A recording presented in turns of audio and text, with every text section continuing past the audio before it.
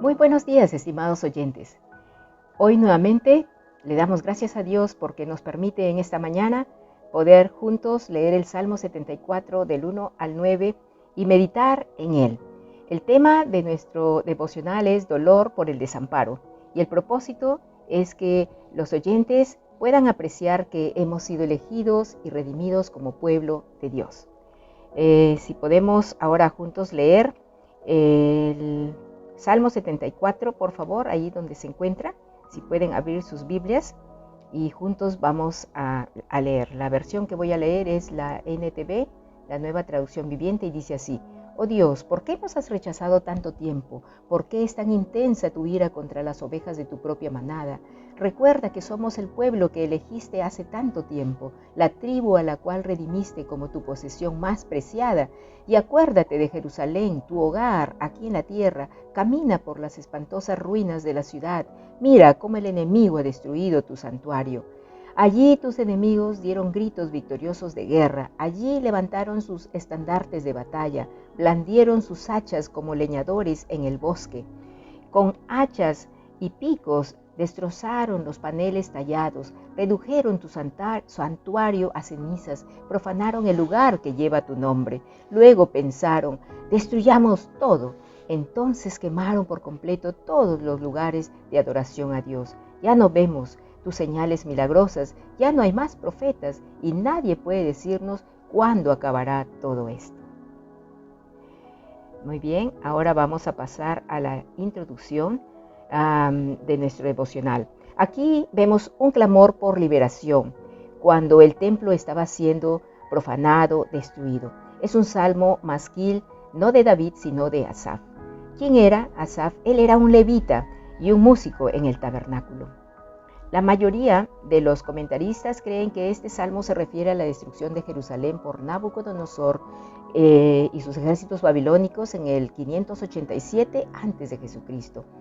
Dios había hablado a su pueblo por muchas maneras por medio del profeta Jeremías, advirtiéndole que la continua participación del paganismo inmoral e idolátrico en sus vidas los llevaría a perder la libertad.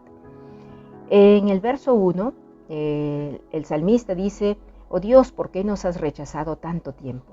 Aquí vemos al pueblo de Israel cuestionando a Dios porque se sentían desamparados ante el ataque de sus enemigos, se sentían rechazados por Dios. ¿Por qué Dios los había rechazado? Pues este pueblo había sido rebelde, desobediente a los mandatos de Dios. Y en consecuencia, Dios tenía que tomar a la disciplina, ¿no? Y en misericordia hacia ellos, porque Él los amaba, ¿no? Dios los amaba. Y ellos también le cuestionan aquí a Dios, dice: ¿por qué es tan intensa tu ira? En su soberana voluntad permisiva, Dios usó a este enemigo para que los afligiera y ellos puedan enfrentar su estado de rebelión y se arrepientan. En el verso 2 dice el salmista: recuerda que somos el pueblo que elegiste hace tanto tiempo, la tribu la cual redimiste como posesión más preciada. Ante el dolor y el desamparo que estaban enfrentando, ellos apelan a Dios, quien los había elegido como pueblo en Abraham, los había redimido por medio de Moisés de la esclavitud, y también habían sido establecidos en el monte de Sión por medio de David.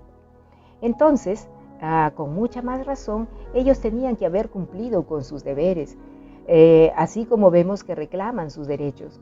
Mas vemos aquí que Dios tenía que aplicar su disciplina, porque los amaba como un padre a un hijo.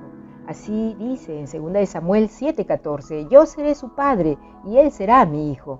Si peca, lo corregiré y lo disciplinaré con vara, como lo haría cualquier padre. En el verso 9 dice: ya no vemos tus señales milagrosas, ya no hay más profeta y nadie puede decirnos cuándo acabará todo esto. Aquí el pueblo ha perdido la esperanza ante la afrenta del enemigo. Su pecado y desobediencia no les deja entender que Dios estaba muy atento a ellos y les estaba hablando fuertemente, ya que el final del dolor dependía de ellos, de su arrepentimiento y cambio de actitud del pecado hacia la santidad. En conclusión, podemos decir de que hoy ¿cómo voy a aplicar esa verdad que he aprendido en ese salmo a mi vida? Es muy cierto, usted sabe qué es lo que tiene que hacer. De repente estás enfrentando una crisis de familia o una crisis de salud o una crisis en las finanzas.